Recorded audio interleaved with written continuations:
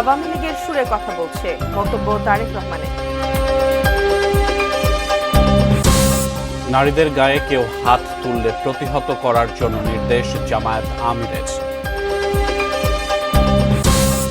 নির্বাচনী আচরণবিধি ভঙ্গের ঘটনায় 94টি মামলা, জরিমানা।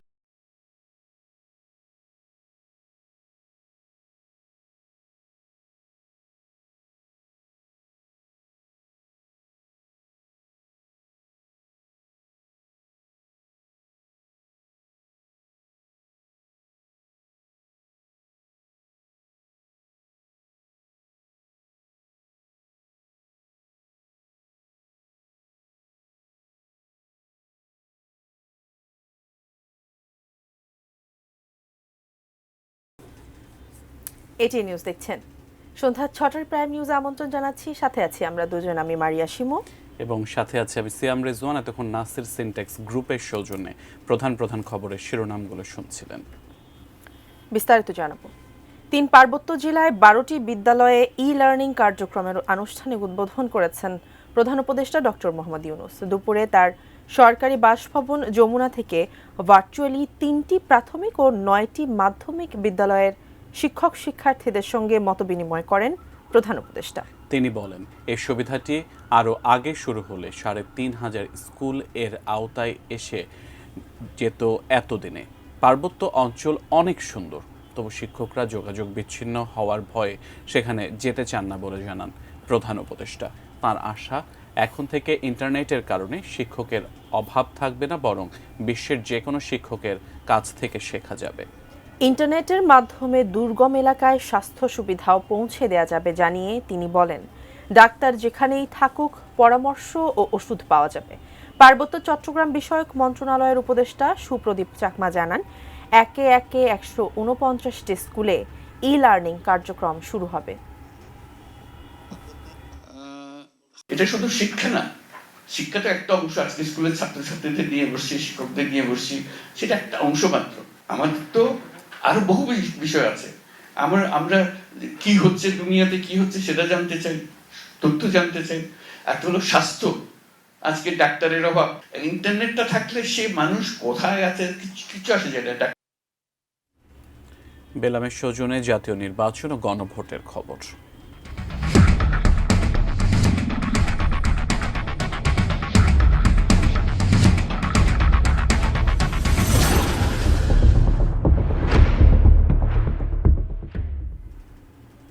একটি রাজনৈতিক দল এখন আওয়ামী লীগের সুরে কথা বলছে বললেন বিএনপির চেয়ারম্যান তারেক রহমান। বিকেলে ময়মনসিংহ সার্কিট হাউস মাঠে নির্বাচনী জনসভায় তিনি আরও বলেন, জনগণের ইচ্ছার প্রতিফলন ঘটাতে দরকার ভোটের অধিকার। সকাল সকাল ভোট কেন্দ্রে যেতেও নেতাকর্মীদের প্রতি আহ্বান জানান তিনি।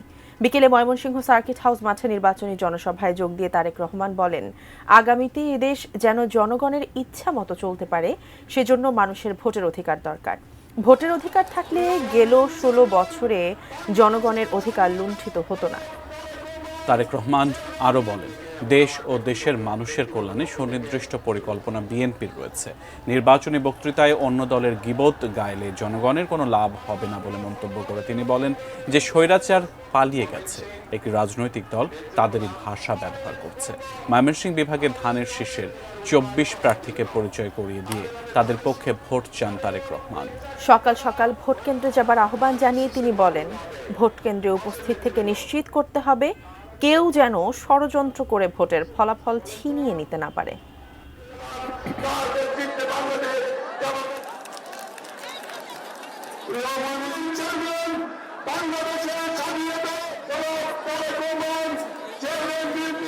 আমার ব্যক্তিগত পক্ষ থেকে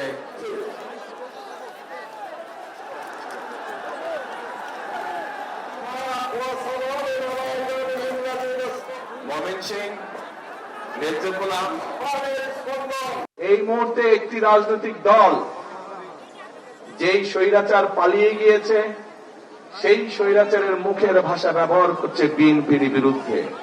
তাদের বক্তব্য যে দুর্নীতিতে বলে চ্যাম্পিয়ন ছিল।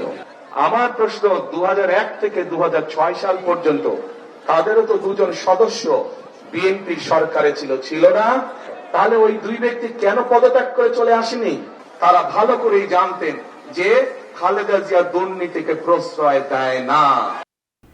কোথাও নারীদের গায়ে কেউ হাত তুললে সেটা সেখানেই প্রতিহত করার জন্য নির্দেশ দিয়েছেন জামায়াতে ইসলামীর আমির ডাক্তার শফিকুর রহমান। খুলনা বিভাগীয় নির্বাচনী সফরের দ্বিতীয় দিনে যশোর ঈদগাহ ময়দানে নির্বাচনী জনসভায় তিনি নেতাকর্মীদের এ নির্দেশ দেন। দেশ ও ক্রিকেটের জন্য মুস্তাফিজকে অপমান করা হয়েছে বলে সাতক্ষীরার জনসভায় মন্তব্য করেন জামায়াত আমির।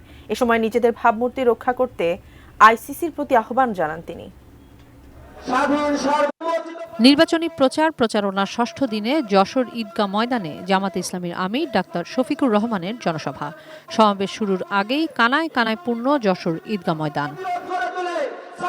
এখানে জনসভায় যুক্ত হন দলের সেক্রেটারি জেনারেল মিয়া গোলাম পরোয়ার। অভিযোগ করেন একটি অপশক্তি জুলাই চেতনাকে নস্যাৎ করতে না ভোটের পক্ষে প্রচারণা করছে। হাতে ভোট দাও মানে দুর্নীতির বিরুদ্ধে ভোট দেওয়া, হাতে ভোট দেওয়া মানে ভিন্নমত দমনের বিরুদ্ধে ভোট দেওয়া। সকাল 10টার কিছু আগে বক্তব্য শুরু করেন জামাতে ইসলামের আমির ডাক্তার শফিকুর রহমান। বলেন, গণভোটে হ্যাঁ পাশ করলে 18 কোটি মানুষ মুক্তি পাবে। এ কারণে অনেকেই গণভোটে এর পক্ষে শক্ত অবস্থান নিতে পারছেন না। এই গণভোট হলে আর ফ্যাসিবাদী কায়দায় দেশে শাসন চালানো যাবে না। এই গণভোট হলে জনগণের সম্পদের উপর হাত দেওয়া যাবে না। এই গণভোট হলে দলীয় চাঁদাবাজির রমরমা ব্যবসা চলবে না। এই জন্য কেউ কেউ গণভোটে সন্তুষ্ট না, কিন্তু মুখ খুলে বলতে পারছেন না। জামাতে ইসলামের আমির বলেন, ফ্যামিলি কার্ড আর নারীদের গায়ে হাত তোলা একসঙ্গে যায় না। ঘটনার পুনরাবৃত্তি হলে তা কঠোরভাবে দমন করার নির্দেশ দেন তিনি। একদিকে ফ্যামিলি কার্ড আর একদিকে মা বোনদের গায়ে হাত, দুইটা তো একসাথে চলে না। মায়ের জাতির অপমান বরদাস্ত করব না। আর যদি এই ধরনের কোনো আচরণ করা হয়, আমি জাগ্রত পরিবর্তনকামী যুব সমাজ সহ সকলের প্রতি আহ্বান জানাবো, যেখানে এটা করা হবে সেখানেই প্রতিরোধ গড়ে তুলবে। 12 ফেব্রুয়ারি পর্যন্ত সবাইকে যে কোনো ধরনের অপবাদের বিরুদ্ধে সজাগ থাকার আহ্বান জানিয়ে যশোরের 6টি আসনের প্রার্থীদের হাতে দাড়িপাল্লা প্রতীক তুলে দেন জামায়াতের আমির। এরপর সাতক্ষীরার জনসভায় বক্তব্য রাখেন জামায়াতের আমির। বলেন, 28 লাখ কোটি টাকা পাচার হয়েছে। জনগণের সম্পদ লুণ্ঠনকারীদের কোনো ছাড় নয় বলেও হুঁশিয়ারি দেন তিনি। আর যেটা ডকুমেন্ট নাই তার কোনো হিসাব নাই। আমরা দেশবাসীকে কথা দিচ্ছি, আল্লাহ আমাদেরকে সুযোগ দিলে ওদের পেটের ভিতরে হাত ঢুকাইয়া জনগণের সম্পদ বের করে আনবেন।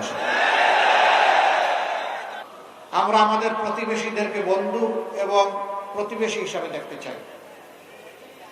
আমরা তাদের সাথে উত্তম আচরণ করতে চাই, কিন্তু আমরা তাদের কাছ থেকেও উত্তম আচরণ চাই। কিশোর জাহান, এটি নিউজ। আচরণবিধি লঙ্ঘনের 144টি ঘটনায় পর্যন্ত 94টি মামলা হয়েছে। জরিমানা করা হয়েছে 9 লাখ টাকার। সাংবাদিকদের প্রশ্নের জবাবে কথা জানিয়েছেন নির্বাচন কমিশনার আনোয়ারুল ইসলাম। বিকেলে নির্বাচন ভবনে তিনি জানান, আচরণবিধি মানার ক্ষেত্রে দলগুলোর সহযোগিতা পাচ্ছেন তারা। নির্বাচন পরিবেশ নিয়ে কোনো শঙ্কা নেই বলেও জানান নির্বাচন কমিশনার আনোয়ারুল ইসলাম। রাজনৈতিক দলগুলো যেসব অভিযোগ করছে তার সমাধানে সংশ্লিষ্ট নির্বাচন কর্মকর্তার মাধ্যমে ব্যবস্থা নেওয়া হচ্ছে বলেও জানান তিনি। গণভোট এবং জাতীয় নির্বাচন একসঙ্গে হওয়ায় ভোটের ফলাফল দিতে নির্বাচনের পরের দিন পর্যন্ত গড়াতে পারে বলেও এই নির্বাচন কমিশনারের ধারণা।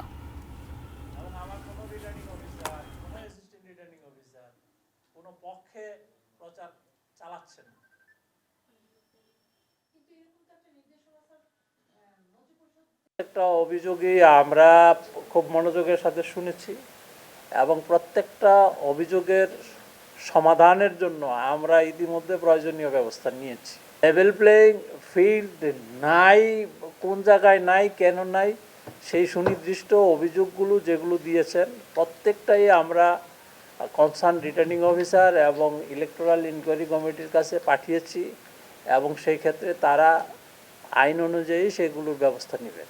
আচরণবিধি ভঙ্গ হয়েছে 144টা। এর প্রেক্ষিতে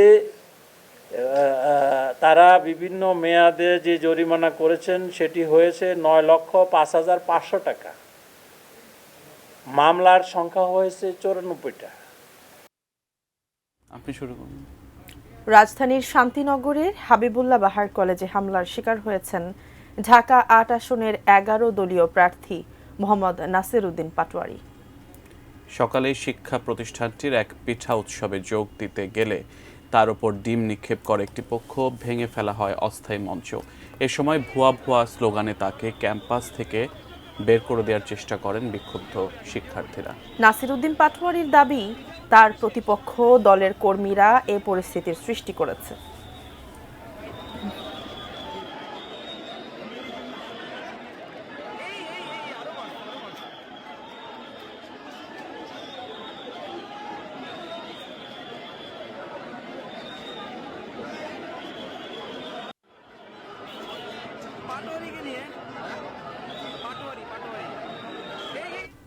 চব্বিশের জুলাইয়ের গণ অভ্যুত্থানে প্রথম শহীদ রংপুরের বেগম রোকেয়া বিশ্ববিদ্যালয়ের ছাত্র আবু সাইদ হত্যার ঘটনায় মানবতা বিরোধী অপরাধের মামলায় যুক্তিতর্ক শেষ হয়েছে।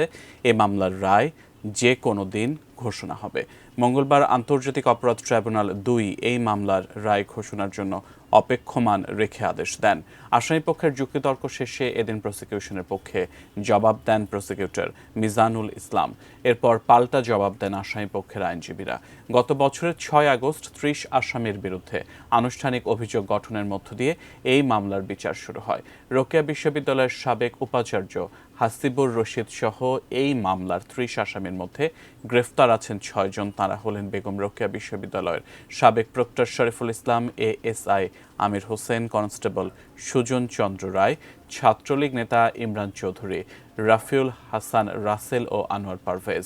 তাদের উপস্থিতিতেই বিচার কাজ হয়েছে। ২৫ জন সাক্ষী এই মামলায় ট্রাইব্যুনালে উপস্থাপন করেছি এবং অকাট্য নিশ্চিদ্র প্রমাণ দ্বারা উপস্থাপন সক্ষম হয়েছি। যাদের বিরুদ্ধে আমরা অভিযোগ দায়ের করেছি তারা সকলেই মামলার সাথে সংশ্লিষ্ট। অনারেবল ট্রাইব্যুনাল এটা অপেক্ষমান তালিকায় রেখেছেন আশুলিয়ার লাশ পোড়ানোর মামলার মতো। আমরা আশা করছি খুব শীঘ্রই এই মামলার রায় আমরা পাব। ত্রয়োদশ জাতীয় সংসদ নির্বাচন ও গণভোট ২০২৬ উপলক্ষে সার্বিক আইনশৃঙ্খলা পরিস্থিতি মূল্যায়ন এবং in aid to the civil পাওয়ার এর আওতায় মোতায়েনরত সেনা সদস্যদের পরিদর্শনের লক্ষ্যে রাজশাহী এরিয়া পরিদর্শন করেছেন সেনাবাহিনী প্রধান জেনারেল ওয়াকারুজ্জামান। সফরকালে সেনাবাহিনী প্রধান Bangladesh infantry regimental centre BIRC রাজশাহীতে আয়োজিত এক সভায় ঊর্ধ্বতন পর্যায়ের সামরিক, বিভাগীয় ও জেলা প্রশাসন এবং বিভিন্ন আইনশৃঙ্খলা রক্ষাকারী বাহিনীর কর্মকর্তাদের সাথে মতবিনিময় করেন। এ সময় আসন্ন জাতীয় সংসদ নির্বাচনকে শান্তিপূর্ণ, নিরপেক্ষ ও সুষ্ঠুভাবে সম্পন্ন করার লক্ষ্যে আন্তঃপ্রাতিষ্ঠানিক সমন্বয় এবং সামগ্রিক নিরাপত্তা ব্যবস্থাপনা নিয়ে আলোচনা হয়। সেনাপ্রধান পেশাদারিত্ব, নিরপেক্ষতা, শৃঙ্খলা, ধৈর্য ও নাগরিক বান্ধব আচরণের মাধ্যমে দায়িত্ব পালনের উপর বিশেষ গুরুত্ব আরোপ করেন।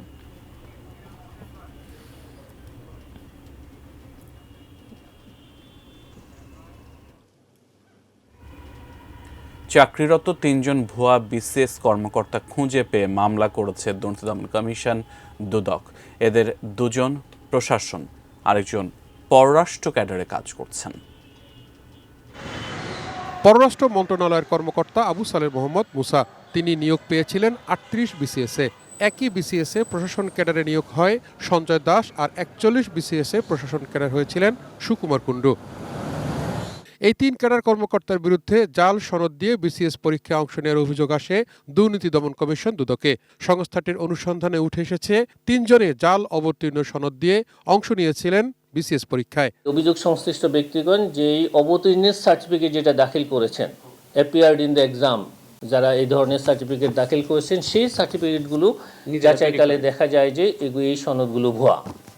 তার মানে তিনি যখন আবেদন করেছেন তিনি এই আবেদনের যোগ্য ছিলেন না। দুদক মহাপরিচালক জানান, অভিযোগের প্রাথমিক সত্যতা পেয়ে মামলা করেছে দুদক। অপরাধের প্রেক্ষিতে দুর্নীতি দমন কমিশন বিধিমালা 2007-এর 10-এর চ বিধির আলোকে তাদের ৩ জনের বিরুদ্ধে পৃথক পৃথক ৩টি মামলা রুজুর সিদ্ধান্ত গৃহীত হয়েছে। এদিকে BIWTCর চেয়ারম্যান সলিমুল্লাহর সম্পদের তথ্য চেয়ে দেশের সব ব্যাংক এবং বিভিন্ন দপ্তরে চিঠি দিয়েছে দুদক। Tahu Sourav, ATN news, Dhaka. Prime নিউজের সময় হলো 22 স্টিল বিরতির। ফিরে অন্যান্য খবরের সাথে আরও যা থাকছে।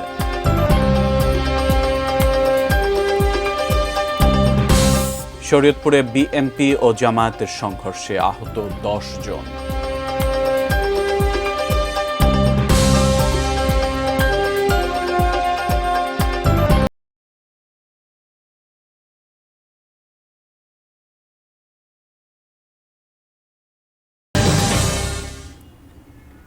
বিরতির পর আমন্ত্রণ, আপনারা সন্ধ্যা 6টার প্রাইম নিউজ দেখছেন। জানাবো আরও কিছু খবর। বিএনপি আচরণবিধি লঙ্ঘন করে প্রচারণা চালালেও সরকার তাদের সব ধরনের সুযোগ সুবিধা দিচ্ছে বলে অভিযোগ করেছেন জাতীয় নাগরিক পার্টির আহ্বায়ক নাহিদ ইসলাম। হাবিবুল্লাহ বাহার কলেজে পিঠা উৎসবে ঢাকা 8 আসনের এনসিপি প্রার্থী নাসিরউদ্দিন পাটোয়ারির ওপর হামলার ঘটনায় আয়োজিত এক সংবাদ সম্মেলনে তিনি এসব কথা বলেন। নাহিদ ইসলাম অভিযোগ করে বলেন, ঢাকা 18 আসনের মতো ঢাকা 8 আসনেও বিএনপির নেতাকর্মীরা নাসিরউদ্দিন পাটোয়ারির ওপর হামলা চালিয়েছে। শুধু তাই নয়, ঢাকার আশেপাশের এলাকায়ও একই ধরনের হামলার ঘটনা ঘটছে। এ সময় তিনি দাবি করেন, নির্বাচনে কোনো লেভেল প্লেইং ফিল্ড নেই। হাবিবুল্লাহ বাহার কলেজে আয়োজিত পিঠা উৎসবে আমন্ত্রিত অতিথি হিসেবে এনসিপি প্রার্থী নাসিরউদ্দিন পাটোয়ারি প্রবেশ করলে তার সঙ্গে থাকা সমর্থকদের ওপর ডিম ও পাথর নিক্ষেপ করা হয়, এতে কয়েকজন আহত হন। একটি দল একটি জোটকে তারা বিশেষ সুবিধা দিচ্ছে, তার আচরণ বিধি ভেঙে তাদের ইচ্ছা মতো তারা প্রচারণা করতেছে। অন্যদিকে আমাদের যারা ঐক্যবদ্ধ বাংলাদেশের জোটের যারা প্রার্থী রয়েছে, নেতাকর্মী রয়েছে, তাদেরকে বিভিন্ন জায়গায় টার্গেট করা হচ্ছে। আমরা এই সকল হামলা তীব্র নিন্দা এবং প্রতিবাদ জানাচ্ছি। দর্শক, রাঙামাটিতে একমাত্র নারী প্রার্থী বিপ্লবী ওয়ার্কার্স পার্টির জুই চাকমা। তিনি ভোটের প্রচারণায় পাহাড়ের দুর্গম এলাকাগুলোয় ব্যস্ত সময় পার করছেন। সবশেষ খবর জানাতে রাঙামাটি থেকে আমাদের সঙ্গে যুক্ত হচ্ছেন প্রতিনিধি ইমতিয়াজ কামাল ইমন। ইমন, আমাদের জানান যে রাঙামাটিতে এই মুহূর্তে নির্বাচনী প্রচারণা কেমন চলছে এবং কোনো ধরনের সমস্যার সম্মুখীন হতে হচ্ছে কিনা প্রার্থীকে?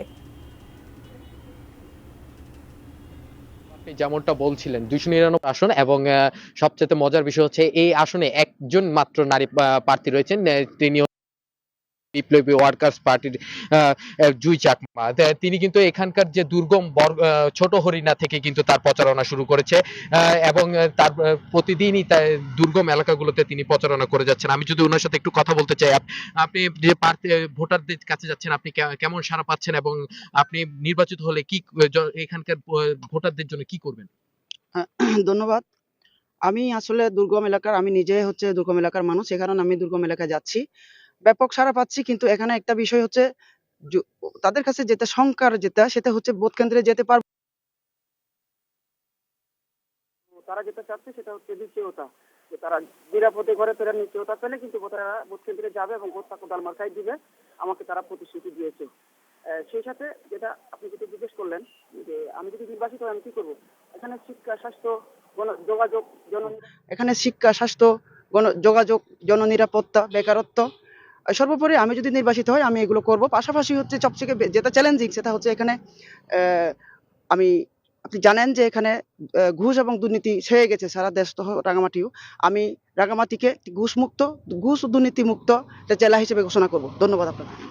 আপনি যেমনটি শুনছিলেন, এই এলাকার যে ভোটাররা আছে তারা যাতে ভোট দিয়ে নির্বিঘ্নে বাড়িতে পৌঁছাতে পারে সেটি এখানকার যে প্রার্থীদের কাছে তারা দাবি করছে। তো সেই প্রার্থীরাই তাদেরকে আশ্বস্ত করছে যারা তারা নির্বিঘ্নে ভোট দিয়ে এই কোদাল মার্কাকে তিনি। ইমন, ধন্যবাদ আপনাকে। আপনি আমাদের জানাচ্ছিলেন সেখানকার নির্বাচনী প্রচারণার কথা। দর্শক, রাঙামাটির নির্বাচনী প্রচারণার সর্বশেষ জানাচ্ছিলেন প্রতিনিধি ইমতিয়াজ কামাল ইমন। এদিকে নির্বাচনের দিন যতই ঘনিয়ে আসছে, জমে উঠেছে নির্বাচনী প্রচারণা, গণসংযোগ, পথসভা ও ভোটারদের বাড়ি বাড়ি গিয়ে ভোট চাইছেন প্রার্থীরা। ঘটছে সংঘর্ষের ঘটনাও। হ্যাঁ না ভোট নিয়ে ফেসবুকে স্ট্যাটাস দেয়াকে কেন্দ্র করে শরীয়তপুরের নড়িয়ায় বিএনপি ও জামায়াত ইসলামীর সমর্থকদের মধ্যে সংঘর্ষে আহত হয়েছেন 10 জন। প্রতিনিধিদের পাঠানো তথ্য ছবিতে আরো বিস্তারিত দেখুন ডেস্ক রিপোর্টে। চলছে জোর গণসংযোগ, সব আসনেই বইছে ভোটের হাওয়া, পথঘাট ছেয়ে গেছে ব্যানার ফেস্টুনে। ভোট থেকে নির্বাচনী প্রচারে নামছেন প্রার্থীরা।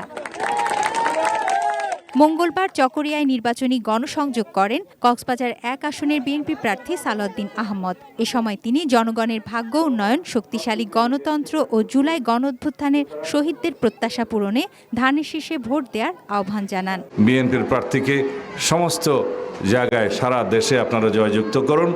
ইনশাআল্লাহ বিএনপি সেই রাষ্ট্র বিনির্মাণ করবে, সেই শক্তিশালী গণতান্ত্রিক রাষ্ট্র বিনির্মাণ করবে যার প্রতিশ্রুতি আমরা দিয়েছি, যার আকাঙ্ক্ষায় এ দেশের শহীদরা রক্ত দিয়েছে, গণ অভ্যুত্থান সংগঠিত হয়েছে।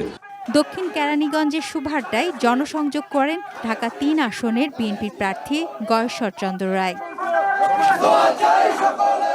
নোয়াখালী 2 সেনবাগ আসনে সেবারহাট বাজারে 10 দলীয় জোটের আয়োজনে এক পথসভায় অংশ নেন আসিফ মাহমুদ, সজীব ভুঁইয়া।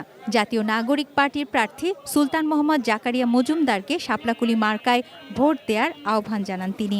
আমরা কি ঋণ খেলাপি বিদেশি নাগরিকদেরকে ভোট দিয়ে আমাদের উপরে রাজত্ব করার সুযোগ তৈরি করে দিব? এবার জাতীয়তাবাদের নামে ঋণ খেলাপি এবং বিদেশি নাগরিকদেরকে লাল কার্ড দেখানো হবে।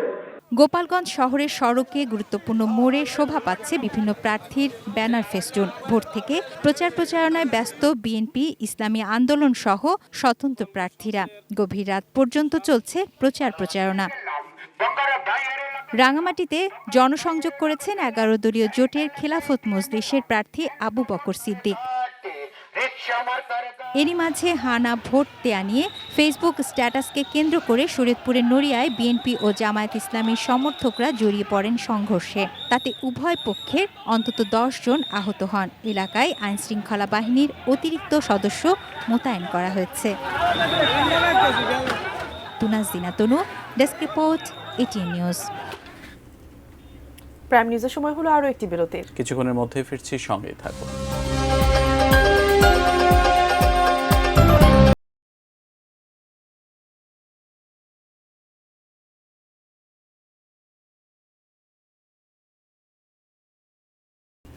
আবারও আমন্ত্রণ, আপনারা সন্ধ্যা 6টার প্রাইম নিউজ দেখছেন।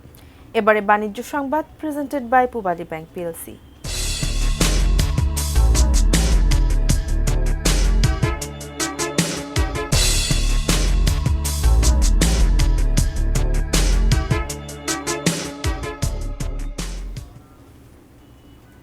রাজনৈতিকভাবে চাপিয়ে দেয়া সুদের হারে দেশের আর্থিক খাত আর ফিরে যাবে না বলে জানালেন বাংলাদেশ ব্যাংকের governor doctor Ahsan H Mansur.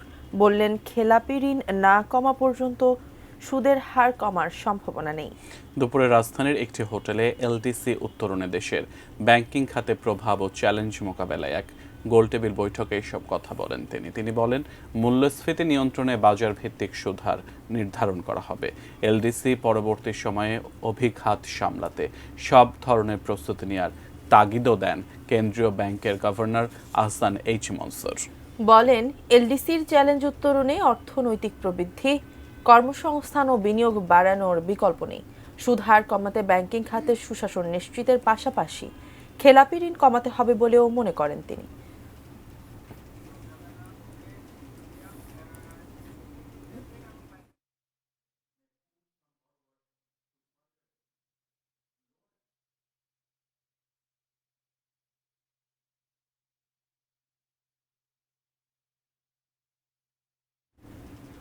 Nadia ফার্নিচারের সৌজন্যে আন্তর্জাতিক বাণিজ্য মেলার খবর মেলায় মেলায়।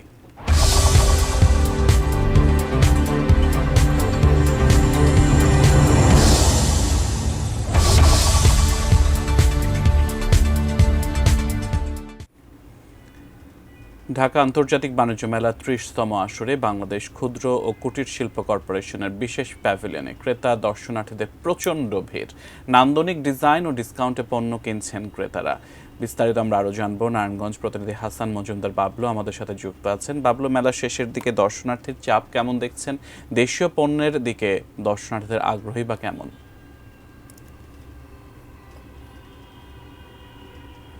আর মাত্র 4 দিন পরে কিন্তু আন্তর্জাতিক বাণিজ্য মেলার পর্দা নামবে। তো শেষ মুহূর্তে আন্তর্জাতিক বাণিজ্য মেলা বেশ জমে গিয়েছে, আমরা যেমন দেখেছি।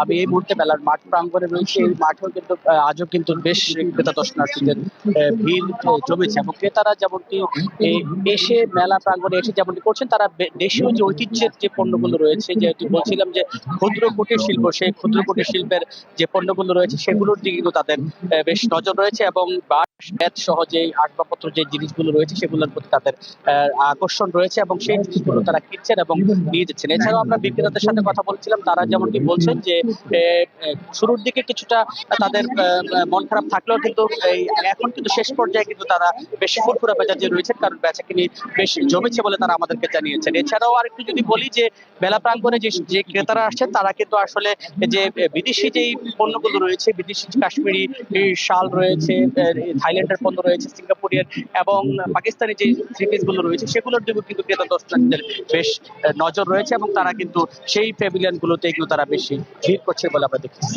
এই ছিল আসলে বাণিজ্য মেলা প্রাঙ্গণ থেকে আমার কাছে সবশেষ। হাসান মজুমদার বাবলু, সঙ্গেই থাকুন, আবারও যুক্ত হব আপনার সাথে। আন্তর্জাতিক বাণিজ্য মেলার খবর আমাদেরকে জানাচ্ছিলেন সহকর্মী হাসান মজুমদার বাবলু। এবারে মেটাল প্রেজেন্স কৃষি সংবাদ সুজলা সুফলা।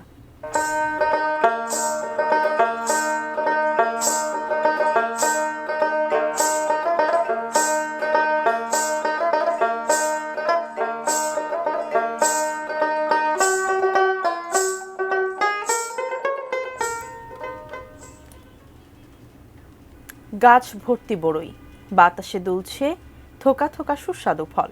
এমন দৃশ্য এখন আর অচেনা নয় হাওর বেষ্টিত হবিগঞ্জের বানিয়াচং উপজেলায়। ধান নির্ভর এই অঞ্চলে বিদেশি জাতের বাহারি বড়ই চাষ হচ্ছে। হাওর অঞ্চলে যেখানে বছরের পর বছর ধানই ছিল কৃষকদের একমাত্র ভরসা, সেখানে ব্যতিক্রমী উদ্যোগ নিয়ে তাক লাগিয়ে দিয়েছেন এক কৃষক। ভারত সুন্দরী ও অস্ট্রেলিয়ান বল সুন্দরী জাতের বড়ই চাষ করে মাত্র 9 মাসেই সফলতার মুখ দেখেছেন তিনি। চিলাপাঞ্জা এলাকার হাওড়ে গত বছরের মার্চে 40% জমিতে 340টি বড়ইয়ের চারা রোপণ করেন দেওয়ান মিয়া। নিয়মিত পরিচর্যায় সুফল পান তিনি।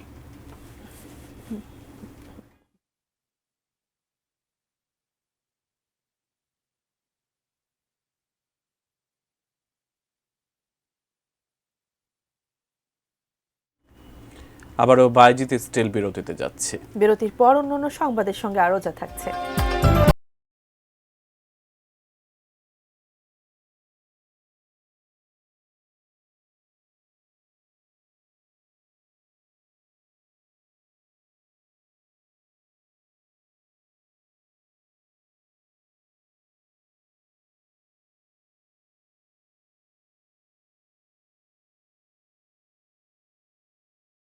আবার আমন্ত্রণ, প্রাইম নিউজ দেখছেন। দর্শক, বাগেরহাটে জামায়াত ইসলামী নির্বাচনী সমাবেশে কথা বলছেন জামায়াত ইসলামীর আমির ডক্টর শফিকুর রহমান। আমরা সেখানে সরাসরি যুক্ত হচ্ছি। এই সাংবাদিক বন্ধুরা আছে, তাদেরকেও খুন করা হয়েছে, তাদের কাউকে ধরে নিয়ে সীমান্তের ওপারে ফেলে দেওয়া হয়েছে। আমি সেই মানুষগুলার মজলুমদের পক্ষে এখানে দাঁড়িয়েছি। আমি সেই 18 কোটি মজলুম মানুষের পক্ষে দাঁড়িয়েছি যারা সিন্ডিকেট করে নিত্য পণ্যের দ্রব্যকে মূল্যকে আকাশে তুলে দিয়েছিল, মানুষের জীবনকে বিষিয়ে তুলেছিল সিন্ডিকেশন এবং চাঁদাবাজির মাধ্যমে। আমি তাদের হয়ে এখানে দাঁড়িয়েছি। আমি আপনাদেরকে জিজ্ঞাসা করতে চাই, সেই ফেসিবাদ, সেই কালো অধ্যায় আবার বাংলাদেশে ফিরে আসুক, আপনারা কি চান? একজন সাধারণ বিবেকবান মানুষ এটা চাইতে পারে না। আশ্চর্য, যেই দলটির 11 জন শীর্ষস্থানীয় নেতাকে ঠান্ডা মাথায় খুন করলো, 1000-এর উপর সহকর্মীকে দুনিয়া থেকে উঠাই দিল, 250-র অধিক সহকর্মীকে আয়নাগরের সঙ্গী বানালো, গুম করলো, যাদের নেতৃবৃন্দের বাড়িঘর বোল্ডোজার দিয়ে ভেঙে গুড়িয়ে দিল, যাদের নিবন্ধন কেড়ে। দর্শক, বাগেরহাটে নির্বাচনী সম্প্রচার এবং নির্বাচনী প্রচারণায় কথা বলছিলেন জামায়াত ইসলামীর আমির ডক্টর শফিকুর রহমান। আমরা সেখানে সরাসরি যুক্ত ছিলাম। এবারে সন্ধানে লাইফ ইন্স্যুরেন্স কোম্পানি লিমিটেডের সৌজন্যে দেশের বাইরের খবর।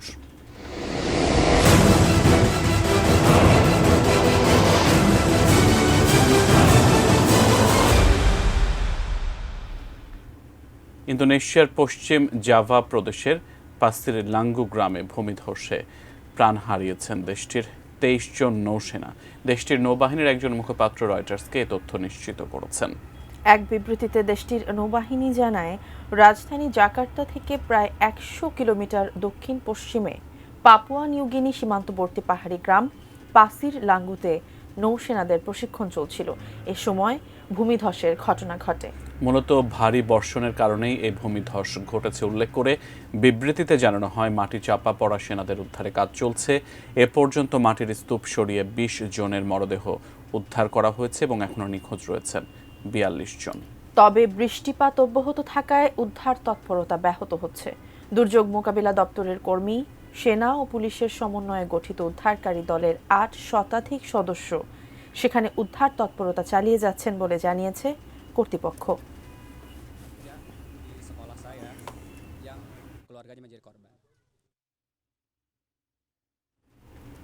এবার ইস্পাহানি স্পোর্টস নিউজ।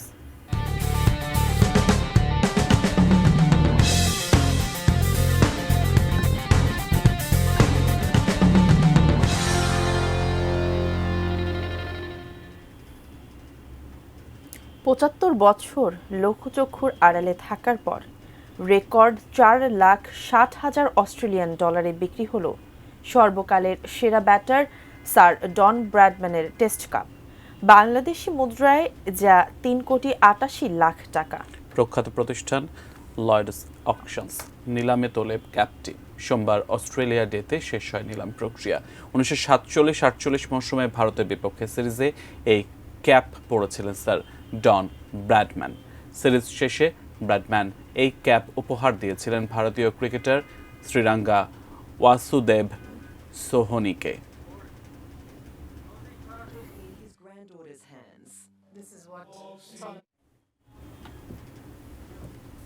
দর্শক, এই ছিল সন্ধ্যা 6টার প্রাইম নিউজের সর্বশেষ। এতক্ষণ সাথে থাকার জন্য ধন্যবাদ সবাইকে।